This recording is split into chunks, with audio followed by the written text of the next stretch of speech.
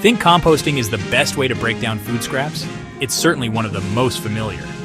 But what if I told you there's another method that's faster, less smelly, and can even handle things regular composting can't?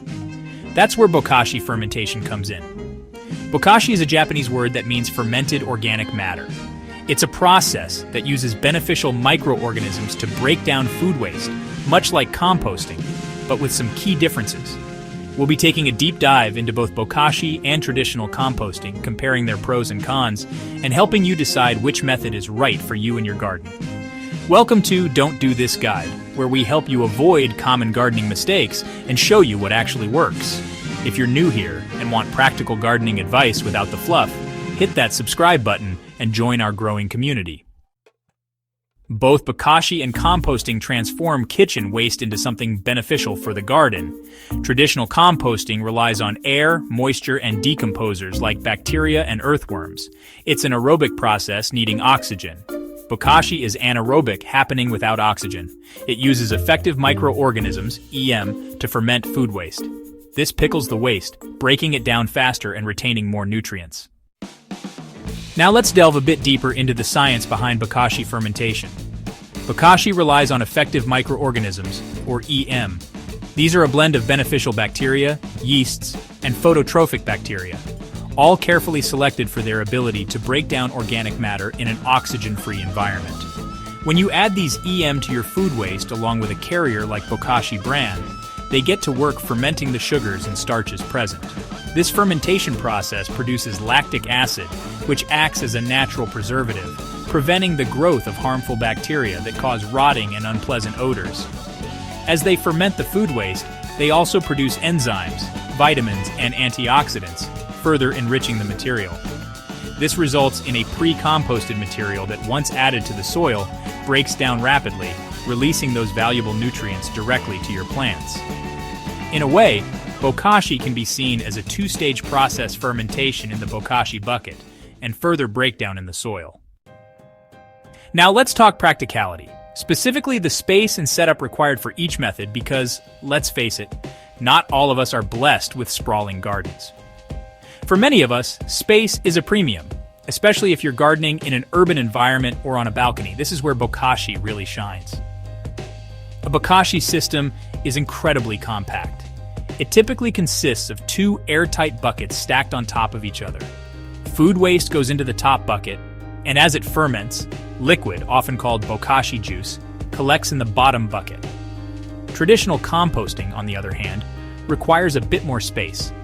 A compost heap or bin needs to be large enough to allow for air circulation, and you ideally want enough space to turn the compost regularly to keep things aerated and moving along. So, if space is limited, Bokashi might be the more practical option.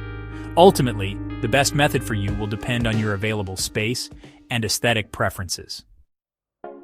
One of the most common questions I get asked about composting is, what can I actually put in there?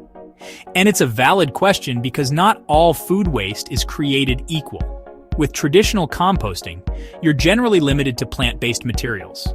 Things like vegetable scraps, fruit peelings, coffee grounds, eggshells, and garden waste are all fair game. But you want to avoid adding meat, dairy, and cooked food to a traditional compost heap.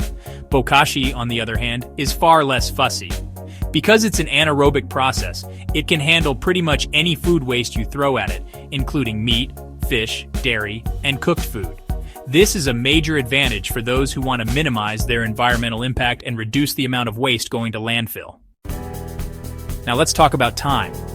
Traditional composting, while incredibly rewarding, does require a bit of patience.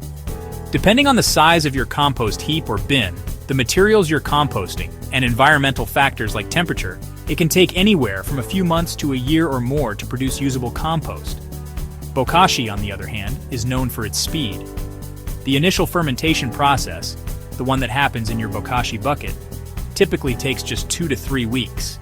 Now, it's important to note that this pre-composted material isn't quite ready to be used directly on your plants. It still needs a bit more time to break down in the soil. So, in total, you're looking at about a month or two from kitchen scrap to garden-ready compost with Bokashi. Now, let's be honest, gardening can be a labor of love, but some tasks are more demanding than others. Traditional composting, when done properly, does require a bit of attention. You need to get the balance of green and brown materials right, ensure adequate moisture levels, and turn the compost regularly to aerate it and promote decomposition. Bokashi, on the other hand, is remarkably low maintenance. Once you've added your food waste to the Bokashi bucket and sprinkled it with the Bokashi bran, you simply seal the lid tightly and leave it to work its magic. The only real maintenance required with Bokashi is draining the Bokashi juice that collects in the bottom bucket every few days. So, in terms of effort, Bokashi is the clear winner. It's a simple, set-and-forget system that requires minimal intervention. Now, as gardeners, we're all too aware of the influence of the elements. Traditional composting, being an aerobic process, is somewhat dependent on external temperatures. The ideal temperature for a compost heap is between 40 and 60 degrees Celsius, or 104 to 140 degrees Fahrenheit.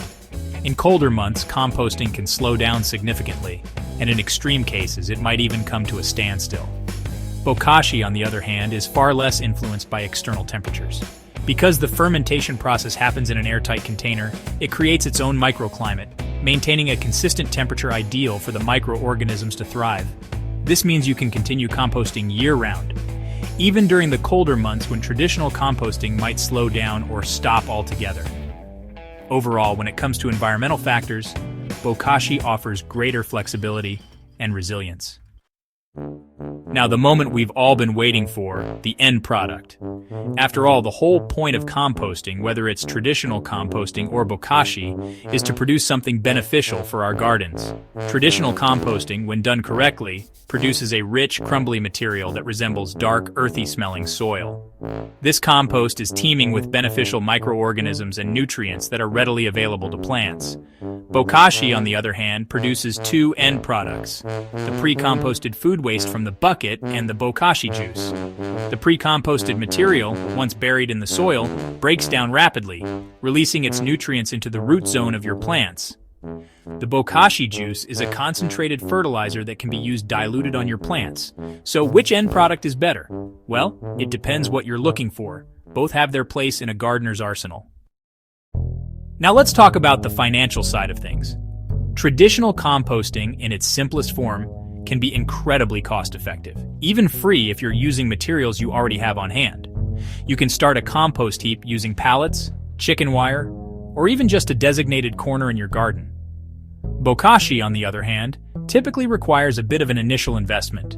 You'll need to purchase a Bokashi system, which usually includes 2 buckets and a tap for draining the Bokashi juice.